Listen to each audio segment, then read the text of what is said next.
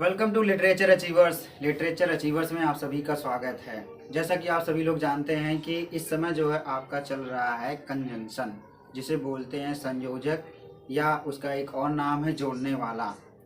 ठीक, तो कल हमने आपके साथ जो है चर्चा किया था कि व्हाट इज कंजंक्शन, अर्थात आप कह सकते हैं डेफिनेशन ऑफ कंजंक्शन। उसके बाद उसको हमने हिंदी में बताया, उसकी हिंदी में डेफिनेशन क्या होती है।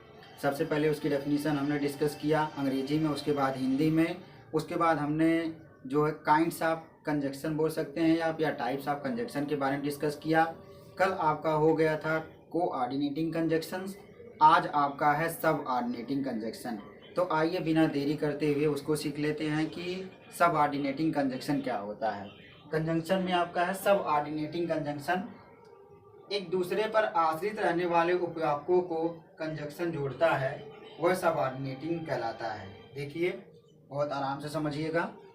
एक दूसरे पर आश्रित रहने वाले उपवाक्यों को जोड़ने वाला कंजक्शन क्या कहलाता है?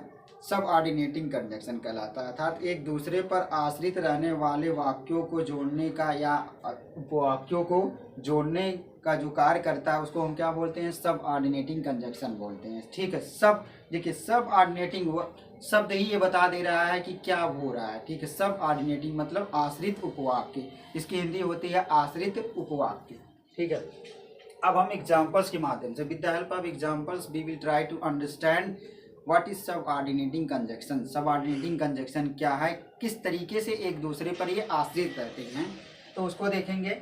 द वेरी फर्स्ट एग्जाम्पल आपका है ही can not walk because he is week. देखिए, ही कैन नॉट वॉक यहां पर करेंगे आप, ही can not walk because he is, देखिए बिकॉज नहीं पढ़ा जाता, बिकॉज पढ़ा जाता है। क्या पढ़ा जाता है? Because he is week. वह टहल नहीं सकता, क्यों? क्योंकि वह कमजोर है। सही बात है, बीमारी रही होगी इसलिए वो टहल नहीं सकता। यहाँ पर आप ध्यान देंगे ही कैन नॉट वॉक, यहाँ से लेकर यहाँ तक ये जो आपका है ही can not walk, he is week.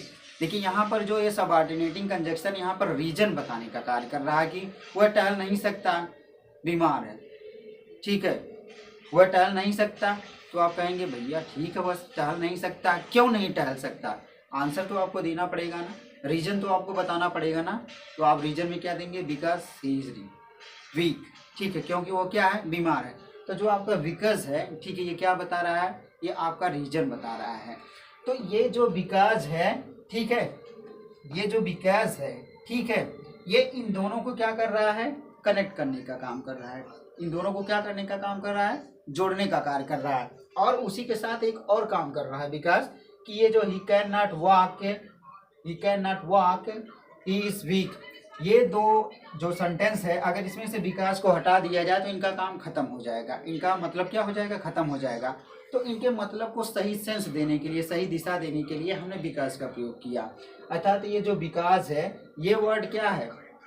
ये इस पर जो है आश्रित है। सबऑर्डिनेटिंग का मतलब ये पूरी तरीके से मीनिंग दे रहा है। अर्थात ये जो दूसरा आपका क्लास है, ठीक है, वो किस पर आश्रित है? वो विकास पर आश्रित है। अर्थात अगर आप विकास को रिमूव कर देंगे, इरेज कर देंगे, तो फिर इसका मतलब खत्म हो जाएगा। इन द सेम वे, उसी प्रकार we know that God is almighty, हम जानते हैं कि ईश्वर सर्वज्ञ हैं, सर्वव्यापी हैं, ईश्वर ही सब कुछ है। अलमाइटी का मतलब ईश्वर होता है, अलमाइटी का मतलब सब कुछ होता है।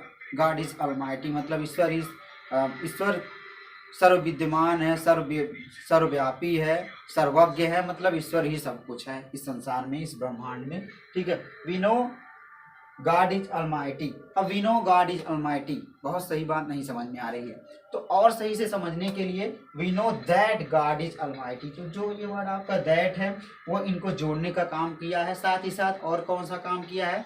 साथ ही जो है सबऑर्डिनेट कंजक्शन के रूप में, मतलब आश्रित उपवाक्य। देखिए, ये एक उपवाक्य है और ये एक उपवाक्य है। ठीक है, अब इन दोनों को एक दूसरे से जोड़ करके एक दूसरे पर आश्रित बनाने का कार्य कौन किया है? तो आश्रित बनाने का काम ये वर्ड दैट किया है।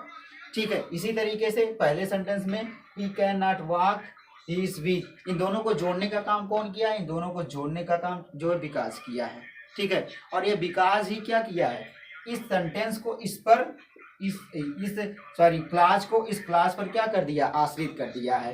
अर्थात अगर इन दोनों को हम हटा दें तो फिर ये आपके जो है सामने जो दिखेंगे सेंटेंस जो पूरा बना हुआ है दोनों को मिला करके वो मीनिंगलेस हो जाएगा, महत्वहीन हो जाएगा। ठीक है, तो इस तरीके से और भी कंजक्शंस के चीज़ें जो है डिस्कस होंगी। वन मोर थिंग, जैसे इसमें ये भी चीज़ डिस्कस होगा कि कौन कौन से ऐसे वर्ड्स हैं इंग्लिश ग्रामर की दुनिया में जो कोऑर्डिनेटिंग कंजक्शन कहलाएंगे और कौन से ऐसे वर्ड्स हैं जो सबऑर्डिनेटिंग कंजक्शन कहलाएंगे। ठीक है, इन पर बहुत विस्तृत चर्चा होगी। आई होप आपको ये क्लास अच्छे से समझ में आई हो। अगर समझने में कोई दिक्कत हो तो कमेंट सेक्शन में आप लोग जरूर लिखा करिए। Thank you so much. Always be the part of literature achievers.